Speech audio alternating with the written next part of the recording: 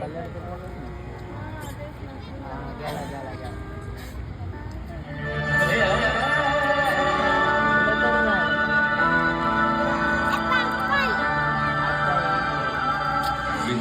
किसान का बेटा था वो दृढ़ता का भंडार। वल्लभ भाई पटेल नाम कहलाता था सरदार। कृषक कार्मिक जनगण से था उसको प्यार अपार। अखिल देश ने उसे रहनुमा किया था स्वीकार।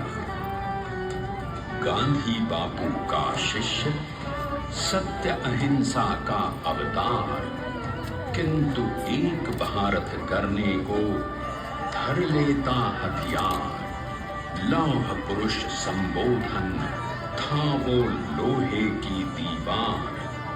तेज पुंज तुम, शक्ति पीठ तुम, बल का सागर अपरंपार। ऋणी देश का नम्र नमन तुम स्वीकारो सरकार।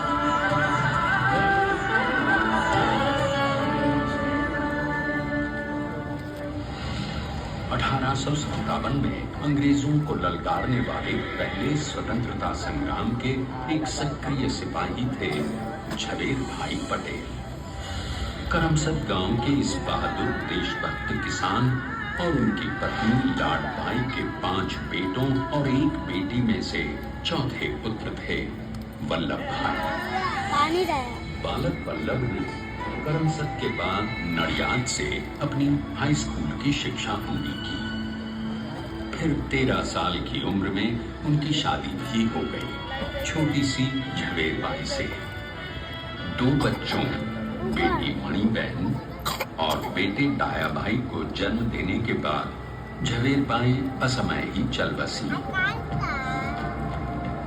सदी बदलने और 20वीं सदी आने पर उनका जीवन भी एक चमत्कार की तरह बदला।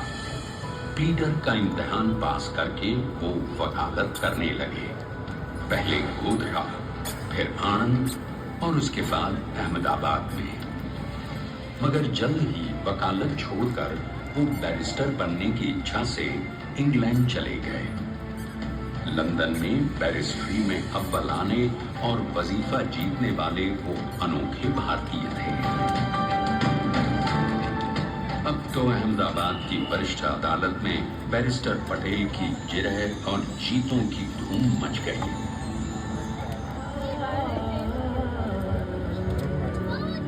तभी एक युग पुरुष ने वल्लभ भाई के जीवन की धारा ही बदल दी।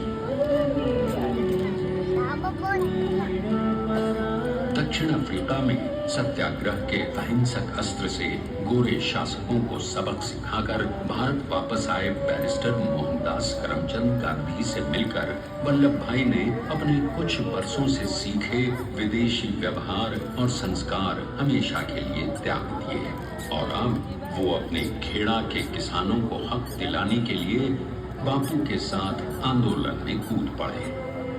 अब उनके पैरों में जूते नहीं, गांव की धूल थी। हृदय में भारत भूमि की शस्य श्यामला धरती। मन में थे गांधी और मस्तिष्क में एक नए स्वतंत्र भारत का सपना।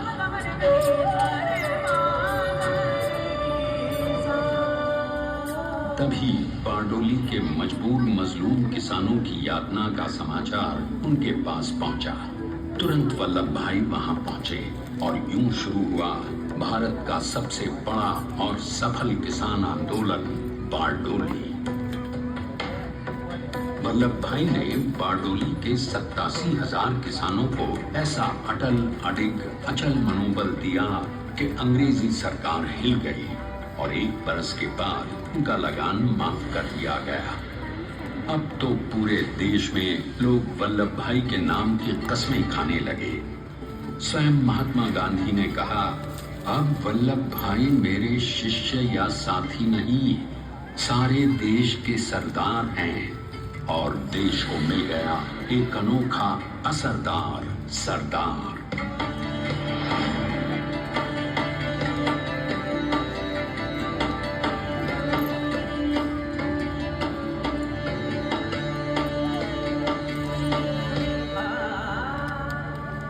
सरदार पटेल के नाम और देशभक्ति से अंग्रेज डर कर कांपने लगे।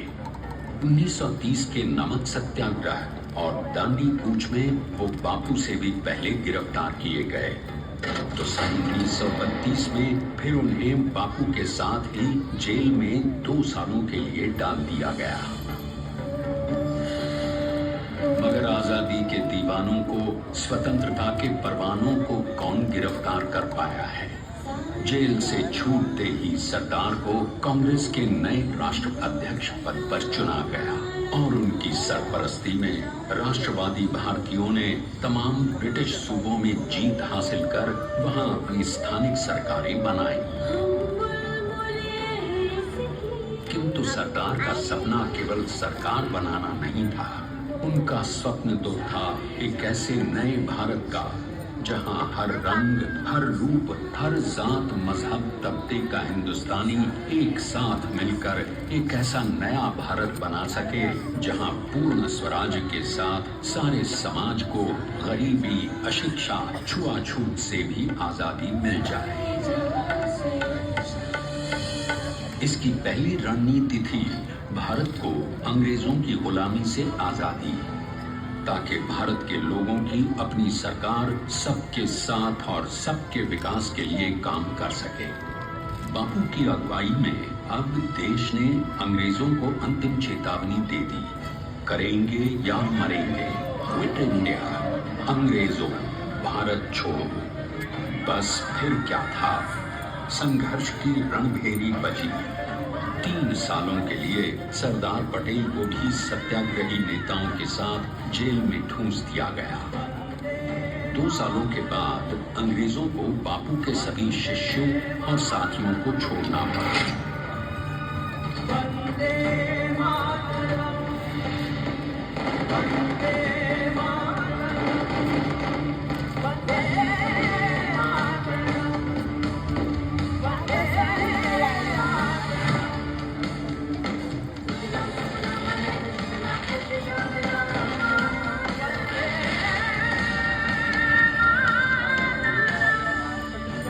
स्वतंत्रता के स्वप्न के सच होने के साथ अब सरदार पर कई एक नई जिम्मेदारियां थीं।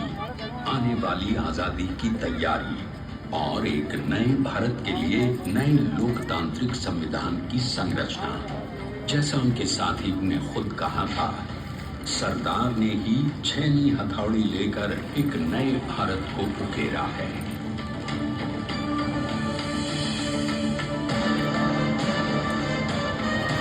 स्वाधीनता तो प्राप्त हुई, लेकिन खंडित भारत में भी उठते विभाजनवादी अंधकार को अभी दूर करना था। जब देश के खंड खंड होने का भय उत्पन्न होने लगा, तो सरदार ने निर्भय होकर खुद अपनी केंद्र सरकार और साथियों को ही चुनौती दे डाली और जम्मू कश्मीर को बचाने के लिए सारे देश का आकाश वायुयानों से भर गया।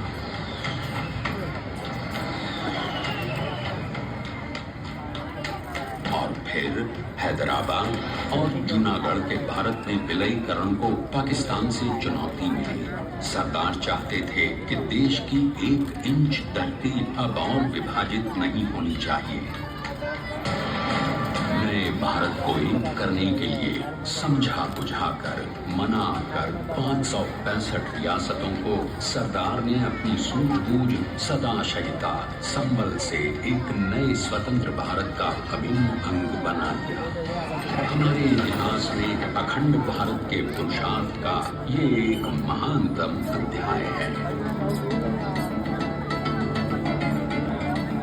जैसा उन्होंने स्वयं कहा था, हमें नए धागों को पुराने ताने बाने में ऐसे पिरोना है कि एक दूसरे में जुड़ जाए और बेहतरीन बनावट वाला एक नया भारत उभर कर सामने आ सके। अंततः अपने वज्र दृढ़ संकल्प से एक नया विराट विशाल एक भारत श्रेष्ठ भारत बनाकर दिखा ही दिया सरदार ने। संसार के सबसे बड़े प्रजातंत्र के शिल्पी को प्रणाम करने के लिए देश ने बनाया है ये समर्थ स्मारक। स्वाधीन भारत को समर्थ भारत में बदलने वाले सरदार पटेल को समर्पित प्रेरणातीत भी है। प्रधानमंत्री श्री नरेंद्र मोदी के नेतृत्व में बनी विश्व की इस विशालतम प्रतिमा के सामने आकर सारी दुनिया जैसे स्वयं भी नतमस्तक हो जाती है।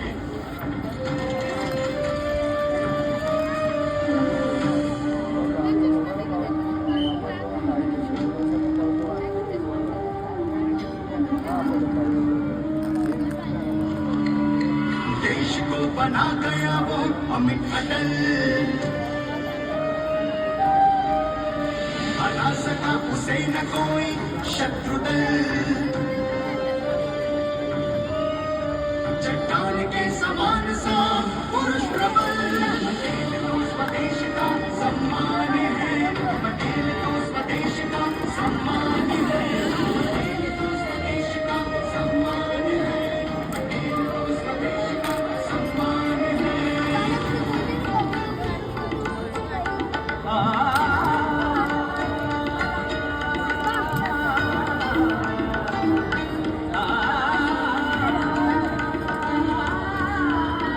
ऊंचाइयां आकाश को छुए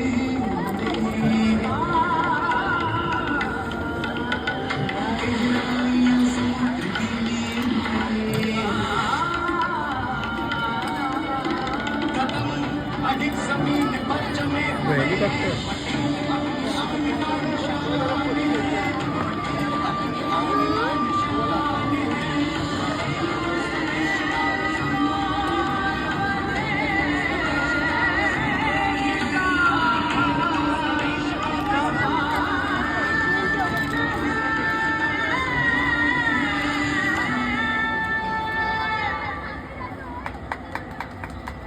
अब यह देखते हैं कि अपने लौह पुरुष